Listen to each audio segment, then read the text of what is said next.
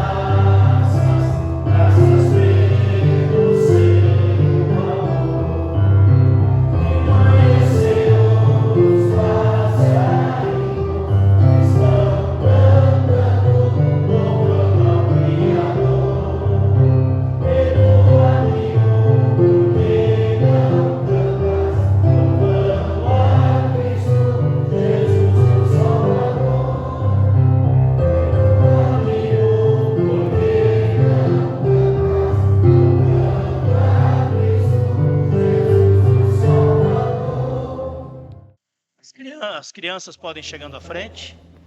Vamos ter um momento de oração com as crianças aqui na frente. As professoras também, que estarão acompanhando as crianças hoje à noite, também vão chegando à frente. Isso. Vamos chegando. Então,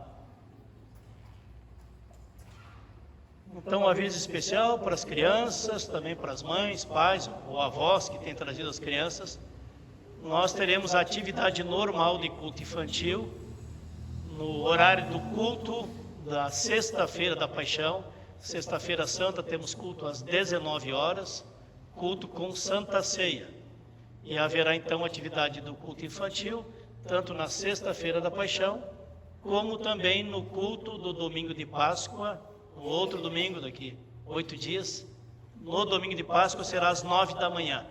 Então, Sexta-feira da Paixão às 19 horas. E no domingo de Páscoa haverá atividade com as crianças de culto infantil. Vai ter uma surpresa bem bonita para vocês também no domingo de Páscoa. Já está sendo preparada uma surpresa bem legal para vocês. Então, compareçam. Ok? Vamos fazer uma oração, pedindo a bênção de Deus para o encontro das crianças e para o nosso encontro de culto também nesta noite. Obrigado, Jesus, por cada criança que está na tua casa também nesta noite, pelas professoras que se dedicam, orientadoras da educação cristã, o culto infantil, que tu abençoe também a equipe do culto infantil, as crianças, também seus familiares, Senhor, que a tua bênção esteja com todos os lares, e sempre de novo, Senhor, que teu Espírito Santo esteja nos ensinando a tua palavra e nos firmando na caminhada da fé. Assim pedimos a tua presença para o encontro das crianças e para o nosso encontro de culto também nesta noite. Esteja conosco, Espírito Santo de Deus. Em nome de Jesus. Amém. Acompanhem as professoras, então. Amém. Isto. Quem traz os avisos hoje pode ir chegando à frente. Quem vai compartilhar os avisos pode ir chegando aqui à frente. Os comunicados, então, para a comunidade. Uma boa noite a todos, sejam bem-vindos em nome do presbitério.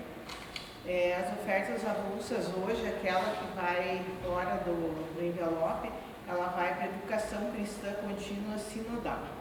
Quarta-feira nós temos ensaio do coral às 19 horas. Quarta-feira a UASI tem visitação para idosos, então a gente vai fazer visitação para idosos. Sábado, dia 19, vai ter ensino confirmatório às 9h30 aqui na igreja. Então, como o pastor falou, o culto da semana ali, da Semana Santa, então vai ser na sexta, né, no domingo. Então, no sábado não haverá culto, no próximo sábado. Então, vai ser na sexta e no domingo. Quinta-feira próxima, estudo bíblico no salão da igreja, às 19h30 até às 21h. E já temos cartão do almoço, o almoço do aniversário da comunidade, então já está à disposição. Se alguém quiser já adquirir, pode passar na secretaria ou com alguém da diretoria, tá bom? Que o almoço é dia 18 de maio, daí com o culto às 10 horas da manhã. São 62 anos da nossa comunidade. Obrigada. Obrigado, Cleo. Só ratificando, como teremos o feriadão da Páscoa no próximo final de semana. Por que feriadão? Porque na segunda-feira, 21 de abril, também será feriado. Então emendou o feriado da Páscoa com o feriado do 21 de abril. Então não teremos aula do ensino confirmatório nesse sábado agora, em função do feriado da Páscoa. Então os alunos estão liberados neste sábado.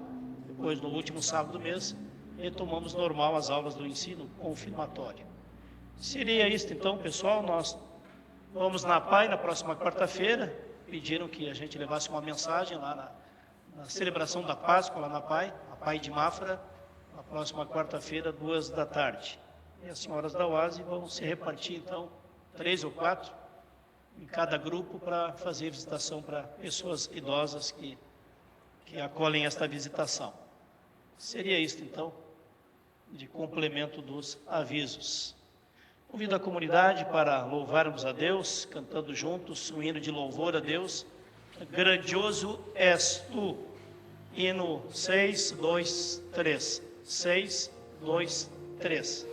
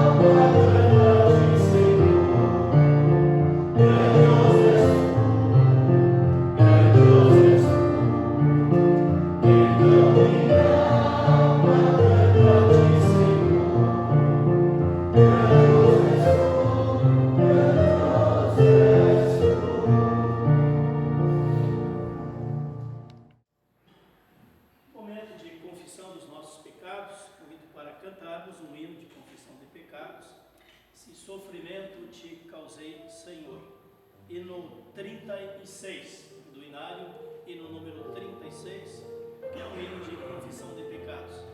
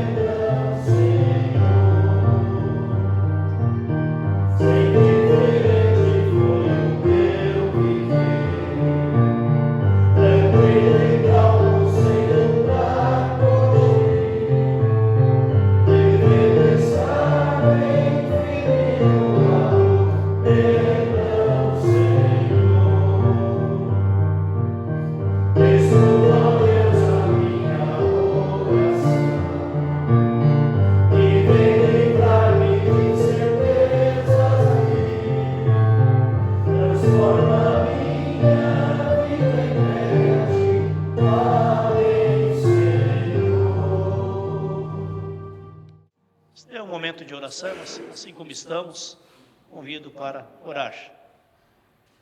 Obrigado, Deus e Pai, pela Tua palavra que nos orienta, que fomos criados à Tua imagem e semelhança, para vivermos como Teus filhos amados, filhas amadas aqui neste mundo, uma vida que glorifica o Teu nome. Mas quantas vezes, Senhor, nos desviamos, nos afastamos de Ti, da Tua palavra, do Teu propósito, seguimos os nossos próprios caminhos e acabamos desobedecendo a Tua vontade, os Teus planos para a nossa vida. Assim queremos, ó Deus, com humildade, reconhecer os nossos pecados, onde temos pecado em nossas casas, famílias, com falta de paciência, falta de amor, de saber ouvir, de praticar a misericórdia. Perdoa também, Senhor, onde não temos tido a prática da compreensão também em nosso ambiente de trabalho, ali onde nossas palavras e atitudes não foram palavras e atitudes de amor. Perdoa-nos também, Senhor, onde há indiferença, nos afasta uns dos outros como irmãos e irmãs na fé. Nós possamos ter a humildade de ouvir a Tua palavra que nos lembra, ó quão bom e agradável estarem unidos os irmãos. Ali ordena o Senhor a sua bênção, e a vida se renova, a fé se renova, o amor se renova. Assim pedimos, Senhor, perdoa os nossos pecados contra Ti e contra pessoas, que possamos, santificados pelo Teu Espírito Santo, viver uma vida que produza melhores frutos para o Teu reino. Assim oramos, pedimos e agradecemos pelo Teu grande amor, pelo Teu grande perdão, Senhor Jesus. Amém. Nos preparando para o momento das leituras bíblicas, convido a comunidade para cantar aquele hino que nos lembra de buscar em primeiro lugar o reino de Deus, buscar em primeiro lugar a vontade de Deus em nossas vidas. Hino 150, buscar em primeiro o reino de Deus, hino 150.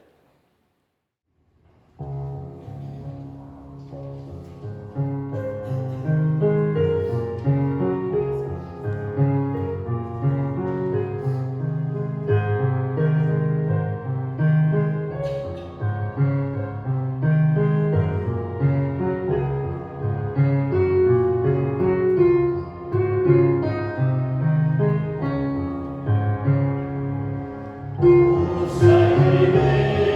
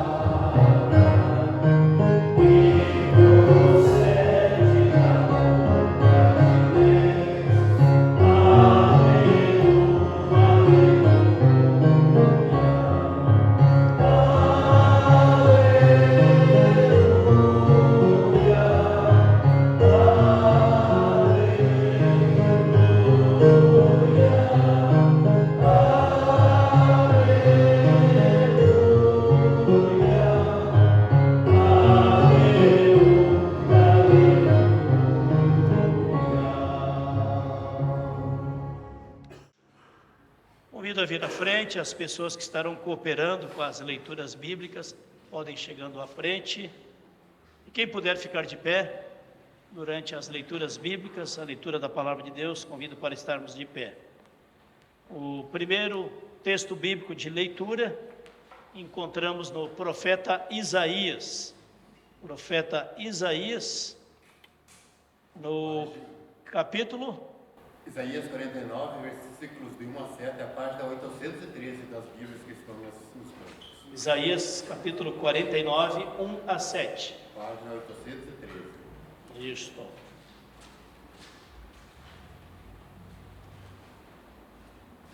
Então, esta é a primeira leitura. Qual passo a ler? O servo do Senhor.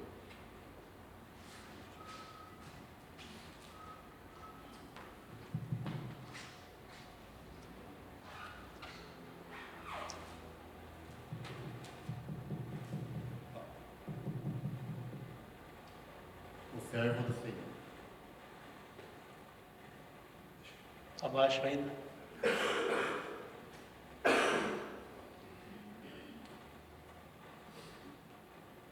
Pessoal que está bem lá atrás, consegue ouvir aquele microfone ali ou não? É? O servo do Senhor, e a luz dos gentios, Ouvi-me, ilhas, e escutai-vos, povos de longe.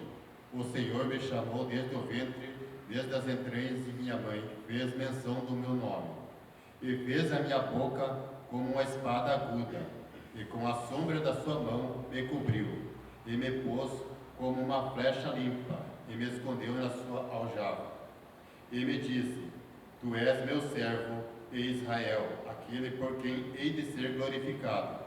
Mas eu disse: Debalde tenho trabalhado, inútil e vãmente gastei as minhas forças. Todavia, o meu direito está perante o Senhor, e o meu galardão perante o meu Deus. E agora, diz o Senhor que me formou desde o ventre para seu povo, para seu servo, que eu me torne a trazer Jacó. Mas Israel não se deixou ajudar, contudo, aos olhos do Senhor. Serei glorificado, e o meu Deus será a minha força. Disse mais: Pouco é que sejas o meu servo, para restaurares as tribos de Jacó e tornares a trazer os guardados de Israel. Também te dei para a luz dos gentios, para seres a minha salvação até a extremidade da terra. Assim diz o Senhor, o Redentor de Israel, o seu santo, a alma desprezada, ao que as nações abominam, ao servo dos que dominam. Os reis o verão e se levantarão, os príncipes diante de ti se inclinarão por amor do Senhor, que é fiel, e do Santo de Israel, que te escolheu. Ok, obrigado. E a leitura do Novo Testamento encontramos na carta, a primeira carta do apóstolo Paulo, à igreja de Corinto, primeira carta aos Coríntios, capítulo 1, versículo 18 e seguintes. Primeira carta aos Coríntios, capítulo 1, versículo 18 e seguintes. Página 1250. A mensagem da cruz. Certamente a palavra da cruz é loucura para os que se perdem, mas para nós que somos salvos, ela é poder de Deus. Pois está escrito: Destruirei a sabedoria dos sábios e aniquilarei a inteligência dos inteligentes. Onde está o sábio? Onde está o escriba? Onde está o questionador deste mundo? Não é fato que Deus tornou louca a sabedoria deste mundo, visto que na sabedoria de Deus o mundo não o convenceu por sua própria sabedoria. Deus achou por bem salvar os que creem por meio da loucura da pregação, porque os judeus pedem sinais e os gregos buscam sabedoria. Mas nós pregamos o Cristo crucificado, escândalo para os judeus, loucura para os gentios.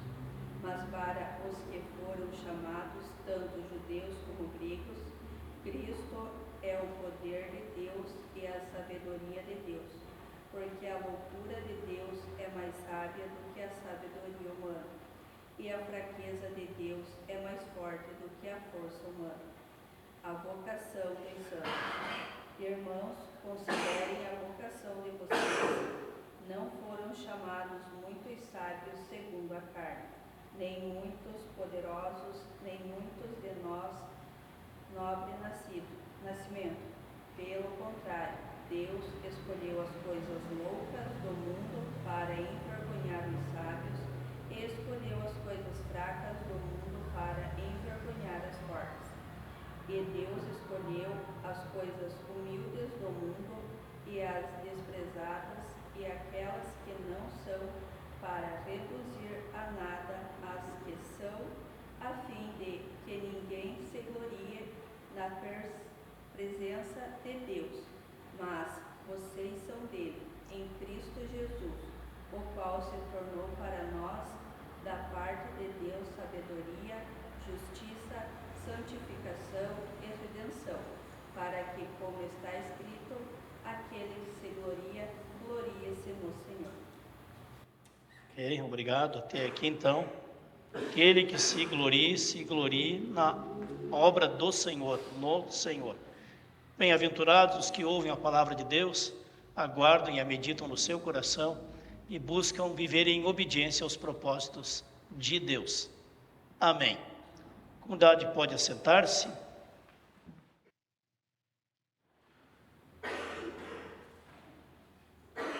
Em sintonia com esta leitura bíblica da mensagem da cruz, que o apóstolo Paulo apresenta aqui na primeira carta aos Coríntios, no primeiro capítulo, vamos cantar um hino que nos lembra da mensagem da cruz. Quem quer cantar do amor não poderá calar da mensagem da cruz. Hino 588. Quem quer cantar do amor, vamos cantar esse hino antes da mensagem deste culto. 588.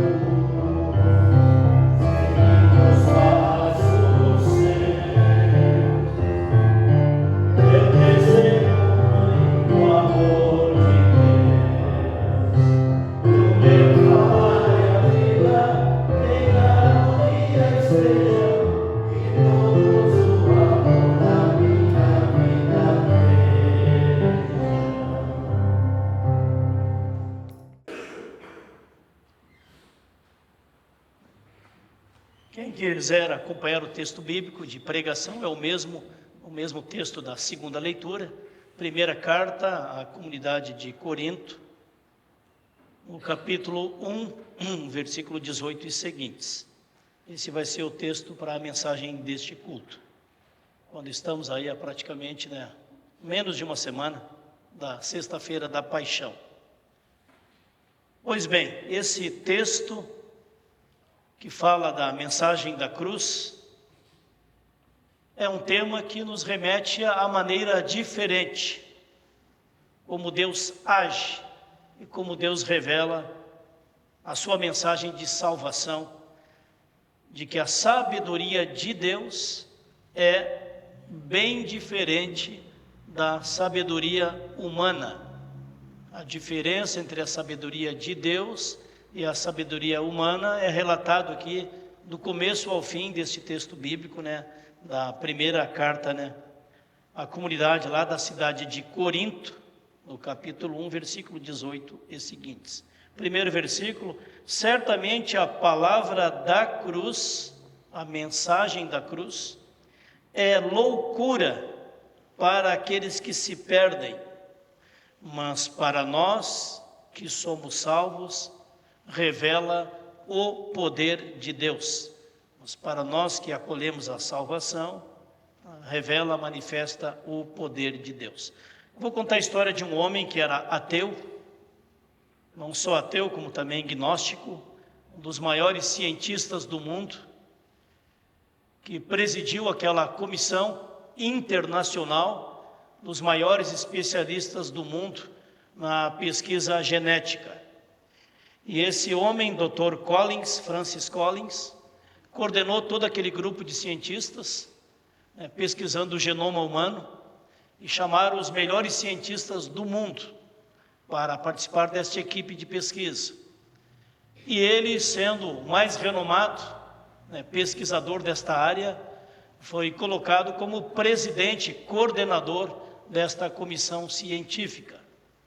E quando ele entrou nessa tarefa, nesta missão, nesse trabalho, ele se identificava como gnóstico, ou até mesmo como ateu.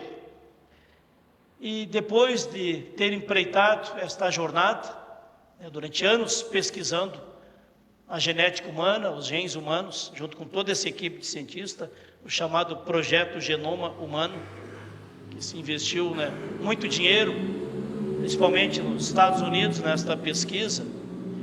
Esse homem vai escrever um livro que tem como título A Linguagem de Deus.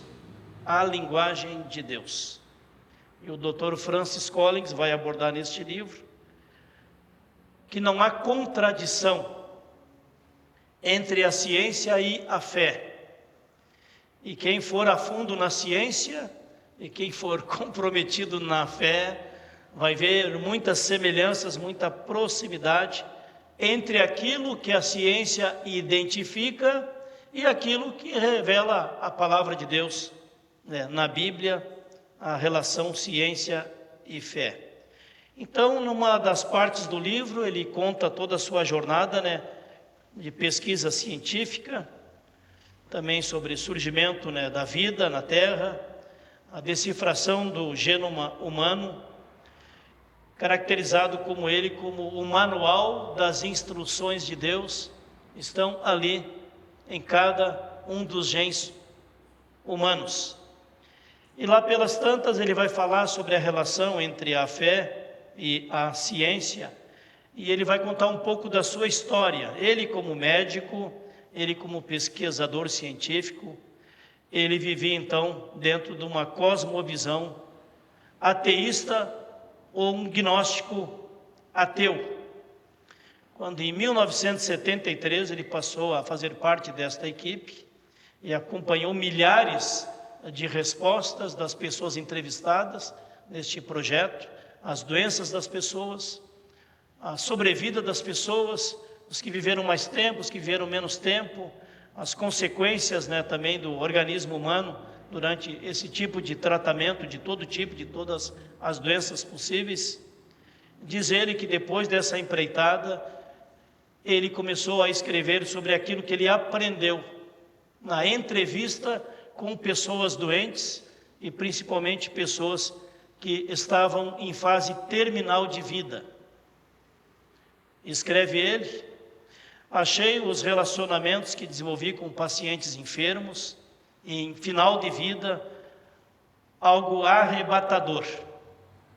E lutei para manter a distância profissional é a ausência do envolvimento emocional que muitos de meus professores me ensinaram. O que deixou marcas profundas em minha mente, em meu coração e em minhas emoções foram as conversas aos pés da cama com aquelas pessoas, principalmente que viviam a fé em Deus e que davam respostas que me surpreendiam a cada momento. Presenciei muitos casos de indivíduos cuja fé lhes fortalecia para enfrentar toda e qualquer doença. Lhes davam paz, coragem, esperança, forças, mesmo enfrentando o mais terrível sofrimento que lhes atingia.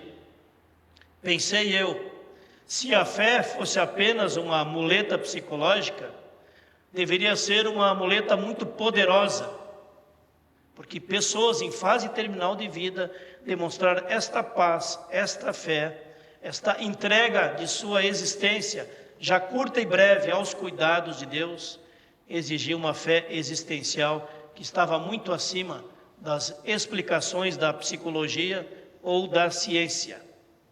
E assim dizer, então, depois de perceber o universo do gênero humano e o testemunho de fé destas pessoas em grande sofrimento, me convenci de que, de fato, a existência humana é carregada pela fé em Deus, e o sentido da existência humana depende em muito de uma fé existencial na presença de Deus na vida das pessoas.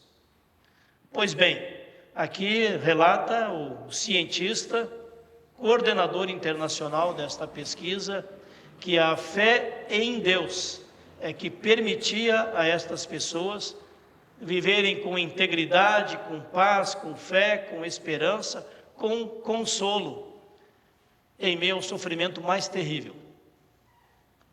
Pois bem, o que vai nos dizer agora o apóstolo Paulo sobre a relação entre a sabedoria de Deus e a sabedoria humana? Percebam vocês, esta carta é dirigida para qual comunidade? Comunidade da cidade de Corinto. Era uma cidade que fazia parte da Grande Grécia, da Grécia Antiga. Imagina a Grécia lá de 2000 anos atrás, quando o apóstolo Paulo escreveu esta carta para a comunidade cristã da cidade de Corinto. Esta cidade ficava a uns 40 quilômetros de uma cidade maior ainda, que era a capital da Grécia, Atenas. Eu acho que ainda é, né, a capital da Grécia, Atenas. E era uma cidade com uma população bem grande.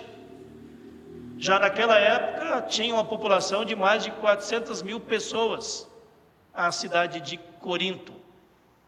E o apóstolo Paulo, depois de ter empreendido um tempo evangelizando e formando comunidade lá em Atenas, ele se dirige para a cidade grande, próxima à cidade de Corinto. Alguém de vocês já morou numa cidade com mais de 400 mil habitantes? Ou não? Alguém aqui já morou numa cidade com mais de 400 mil habitantes? Ou não? Eu tive a oportunidade de morar em uma das menores cidades de Santa Catarina, chamada Luzerna. Alguém já passou por lá? Luzerna, Joaçaba. Na época até era um distrito de Joaçaba, nem era cidade, era um distrito de Joaçaba. Ali foi o nosso primeiro pastorado. Residindo em Luzerna, nós atendendo uma paróquia com 10 municípios, 10 comunidades diferentes, entre Joaçaba, Campos Novos, Capinzal, Tangará, Água Doce, toda aquela região ali. Segundo pastorado em Joinville, uma cidade com mais de 400 mil habitantes. A maior cidade, que hoje já tem mais de 600 mil. Então eu saí de umas menores Santa Catarina para a maior Santa Catarina, Joinville. Depois de 10 anos em Joinville, fomos para Curitiba. Curitiba é uma cidade com milhões de habitantes. Você imagina assim uma comunidade cristã no meio de uma cidade de 400 mil habitantes e uma comunidade de pessoas, a gente diria assim, pessoas operárias empregados de várias funções diferentes, uma comunidade de pessoas humildes, a comunidade cristã de Corinto. E lá estão nessa grande cidade, essa potência, que era a cidade de Corinto, tinha 2 grandes portos lá em Corinto. Era uma cidade de muita cultura grega, muita influência da cultura grega, muita gente estudada, muita gente a gente chamaria hoje de formação, né, universitária. Era uma cidade também que tinha uma presença forte do exército romano, portanto era uma das bases do exército romano no território de Atenas, estava bem fincada ali na cidade de Corinto, por ser uma das grandes cidades. Era uma cidade com uma economia grande, pujante, forte, com uma cultura forte de herança grega, dos grandes filósofos gregos e dos discípulos dos filósofos gregos. Mas era uma cidade que tinha muita idolatria e tinha um templo dedicado à deusa do amor, onde haviam mais de 1000 sacerdotisas, que eram verdadeiras prostitutas cultuais, que serviam nesse templo, mas quando chegava o final da tarde para a noite, iam para a cidade para se vender, para se prostituir. Eu falei mais de 1000 prostitutas que estavam agregadas a esse templo da deusa do amor. Portanto, é uma cidade, né, com problemas, né, de idolatria, uma cidade com problemas também de prostituição oficializada através daquela religião, mas era uma cidade rica, uma cidade economicamente forte, e era uma das grandes cidades do chamado Império da Grécia Antiga. Pois é para esta comunidade cristã que está lá dentro daquela cidade que chega esta mensagem do apóstolo Paulo, esta primeira carta do apóstolo Paulo, orientando os cristãos como é que eles deveriam viver e testemunhar com integridade a sua fé e a sua ética cristã em meio a essa Babilônia de confusão que era Corinto. Poderia ser comparada com qualquer uma das nossas médias e grandes cidades, não só no Brasil, mas em todo o mundo ocidental, entre idolatria, todo tipo de bandidagem, todo tipo de vício e toda a libertinagem que acontece hoje em dia, já acontecia lá também na cidade de Corinto. Pois bem, percebam vocês o que nos diz o texto bíblico. O apóstolo Paulo está mandando para eles a mensagem da salvação em Cristo por intermédio da obra de Jesus na cruz, a morte de Jesus na cruz. E como é que aquele povo lá com tanta sabedoria grega iria acolher a mensagem do perdão dos pecados, da salvação, da vida nova, a partir do sacrifício de Jesus na cruz? Mas também naquela cidade tinham judeus que se reuniam nas sinagogas judaicas e também não aceitavam, rejeitavam os cristãos. Então eles eram rejeitados pela cultura grega e os grandes pensadores gregos daquela cidade, e ao mesmo tempo a comunidade cristã era rejeitada pelos líderes religiosos judeus que perseguiram os cristãos durante muito tempo. Pois bem, o que diz o conteúdo desta carta? Ela diz certamente, o apóstolo Paulo está dizendo para aquela igreja, certamente a palavra da cruz é loucura para aqueles que se perdem, para aqueles que a rejeitam. Mas para nós que acolhemos a palavra de Deus, a palavra da cruz, nós somos salvos pelo poder de Deus. Para alguns é palavra de salvação, para outros é palavra de loucos, loucura, para aqueles que rejeitam a obra de Cristo e a palavra de Deus. Mas diz Deus, ele pega um texto lá do Antigo Testamento, destruirei a sabedoria dos sábios, aniquilarei a inteligência dos instruídos. Onde está, ó sábio, onde está escriba, que eram os teólogos judeus da época, onde o inquiridor desse século, porventura, não tornou Deus louca a sabedoria do mundo. Ou seja, Deus aqui está invertendo os papéis. Aquilo que para os pensadores gregos é sabedoria, Deus está dizendo que é loucura.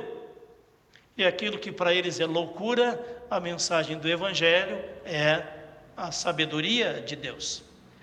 Aquilo que para os judeus é uma doutrina falsa, o apóstolo Paulo diz que é a verdadeira mensagem da salvação.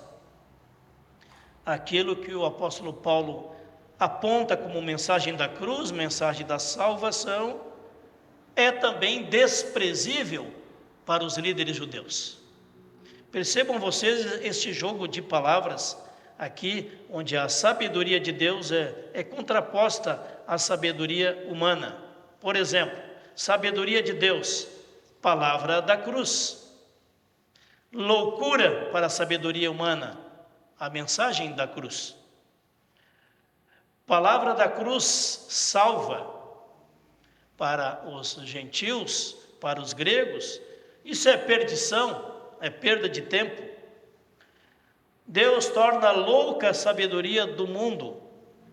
Deus torna inútil a inteligência dos sábios. Deus quer salvar os que creem com a loucura da pregação da mensagem da cruz. Os gregos desprezam isso. Eles buscam a sabedoria humana. E aí diz o texto bíblico, os gregos buscam sabedoria e os judeus buscam sinais e milagres. Sinais e milagres. Os judeus buscam em primeiro lugar. E assim foi ao longo também de todo o ministério de Jesus. Eles vinham para fiscalizar, para enxergar, para comprovar, para duvidar dos sinais e milagres trazidos por Jesus. O apóstolo Paulo prega o Cristo crucificado e os gregos pregam a grande sabedoria dos seus filósofos. Cristo é a sabedoria de Deus e o poder de Deus.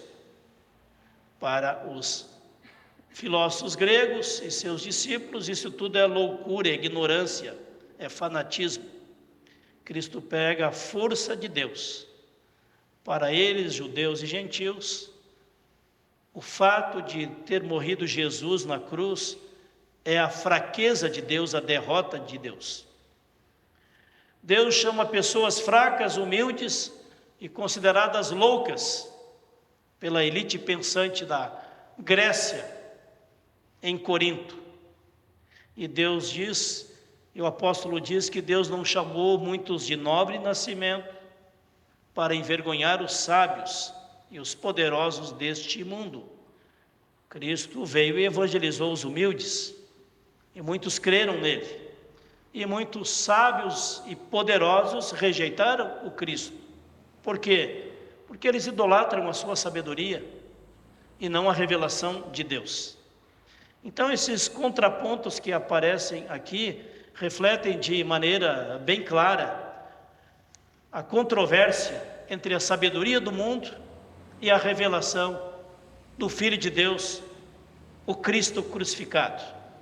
Se nós fôssemos comparar com hoje em dia, como é que a gente iria abordar os líderes religiosos das igrejas pentecostais buscam sinais e milagres?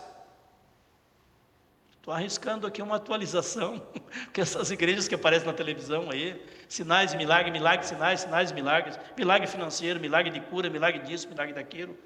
Então parece que os judaizantes da atualidade se tornaram então discípulos dos sinais e milagres. É a teologia popular dos milagres. E os líderes das igrejas históricas buscam sabedoria de uma teologia bem elaborada, bem construída, uma teologia relevante, mas nem sempre alcançam as necessidades da população mais pobre, menos instruída, da população com menos acesso ao conhecimento. Então, gente, em que pé estamos hoje em nossa geração? Onde estão os judaizantes e onde estão os gregos?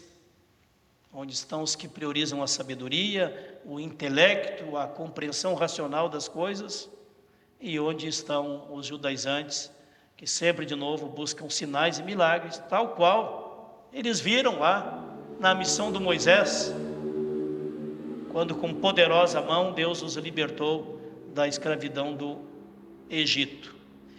E agora nós vamos então para aquela situação onde o apóstolo Paulo vai dizer que ele continua pregando a Cristo, poder de Deus e sabedoria de Deus, porque a loucura de Deus é mais sábia do que a sabedoria dos homens, e a fraqueza de Deus revelada na pessoa do crucificado, seu Filho Jesus o crucificado, essa fraqueza de Deus revelada no crucificado é mais forte do que toda e qualquer sabedoria dos homens, porque é poder de Deus que se entrega na pessoa do seu Filho Jesus para trazer perdão e salvação para a humanidade.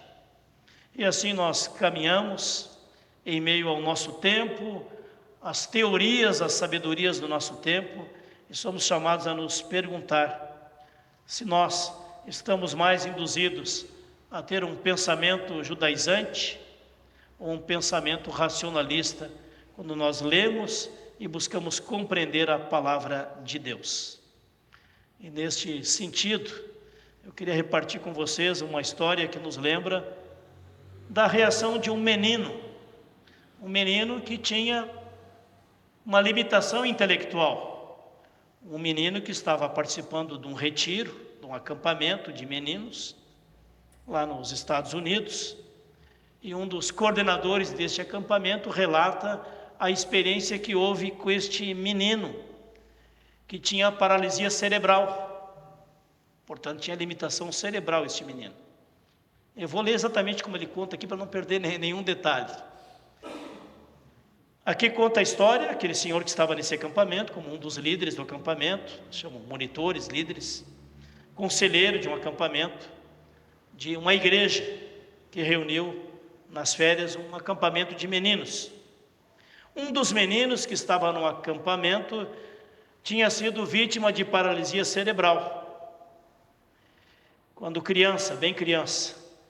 E os meninos se divertiam com ele, imitando seus gestos desengonçados, rindo dele o tempo todo, praticando bullying, tornando a vida daquele menino naquele acampamento triste, porque eles tinham prazer, alegria em humilhar aquele coleguinha que era portador de paralisia cerebral. Mas lá estava ele parecendo ignorar a humilhação que vinha dos outros meninos. Lá pelas tantas, já no final do acampamento, o último dia, o diretor do acampamento deu uma tarefa para cada grupo de meninos escolher um representante do grupo, para na noite lá de apresentação dos grupos, cada um deveria dar um testemunho da fé cristã.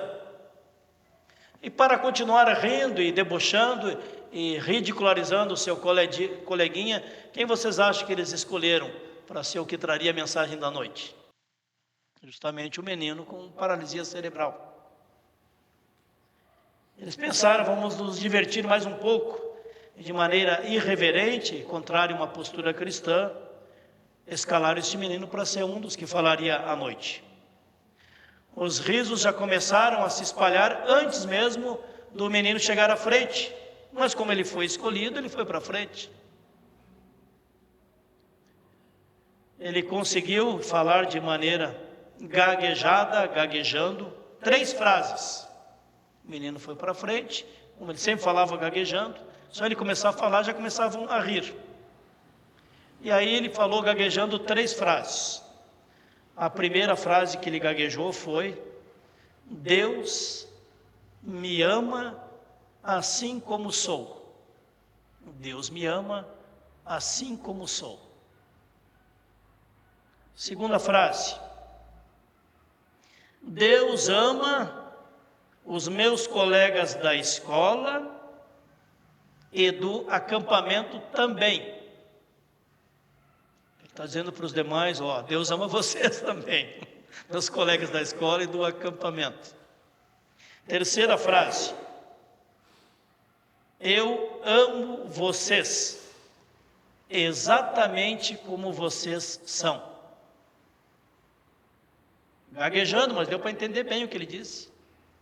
Eu amo vocês exatamente como vocês são. Houve um grande silêncio.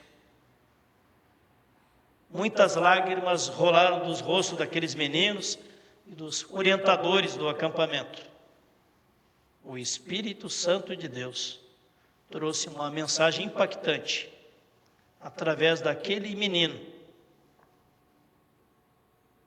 que tinha na sua mente paralisia cerebral e tanta dificuldade para poder se expressar. E assim, o momento mais impactante daquele acampamento, daquele retiro, foi aquela noite onde este menino disse 3 coisas: Deus me ama como eu sou, Deus ama a todos os meus colegas da escola e do acampamento, e eu amo vocês exatamente como vocês são.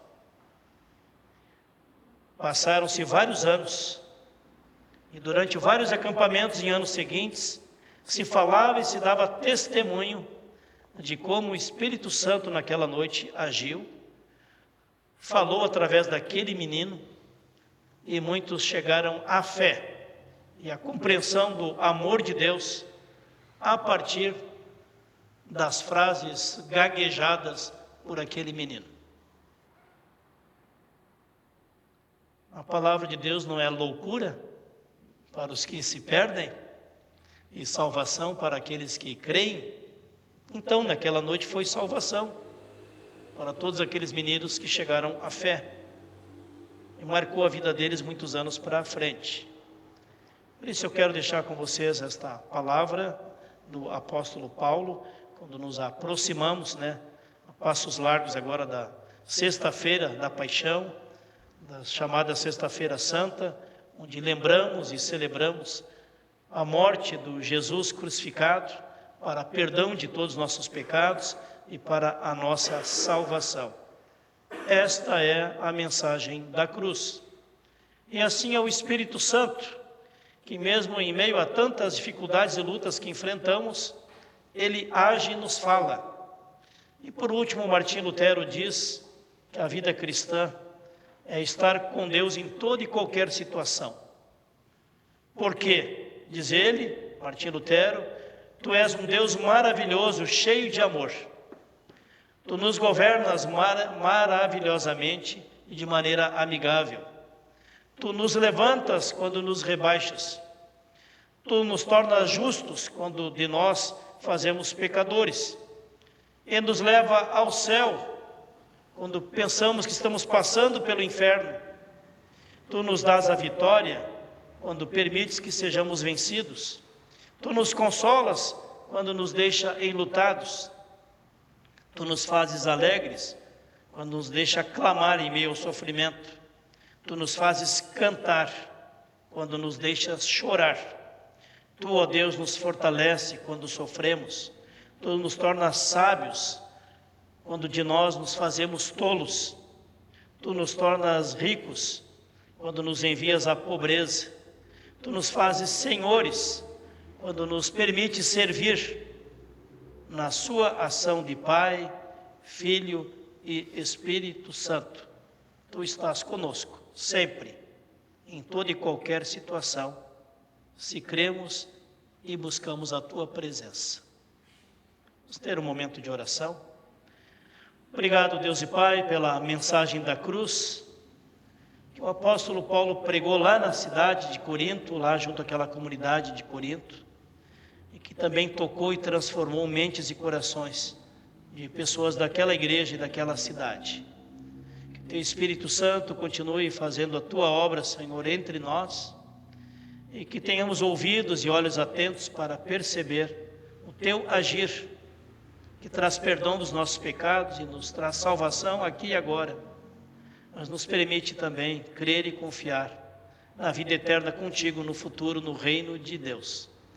Assim agradecemos pelo testemunho daquele menino, Senhor, que impactou tanta gente, que nós possamos também, com o nosso testemunho de fé e confiança em Ti, também impactar a vida de outras pessoas. Assim oramos que a mensagem da cruz continue nos consolando e nos mostrando o Teu caminho de salvação, através do Cristo crucificado, mas que venceu a morte no domingo de Páscoa.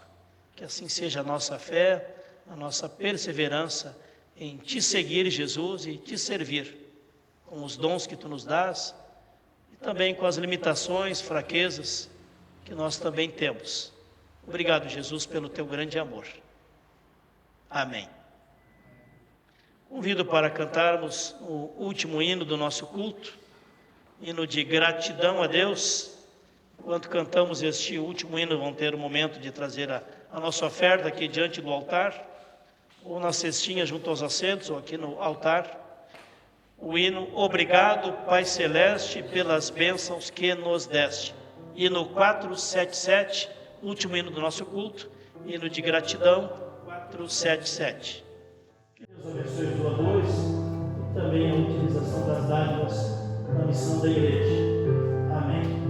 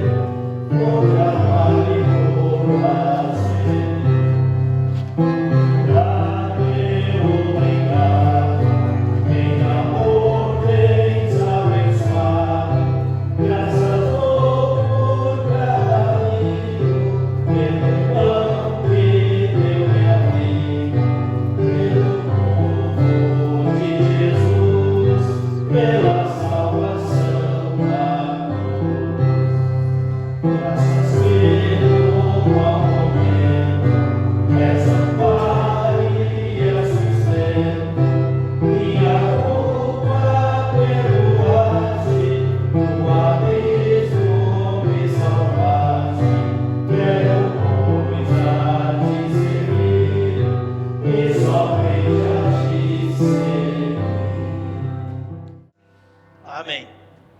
Ficar de pé para a oração do Pai Nosso e para acolhermos a bênção de Deus. Oremos todos juntos a oração dos filhos e filhas de Deus, por intermédio da fé em Jesus Cristo, nosso Salvador. Pai nosso que estás nos céus, santificado seja o teu nome.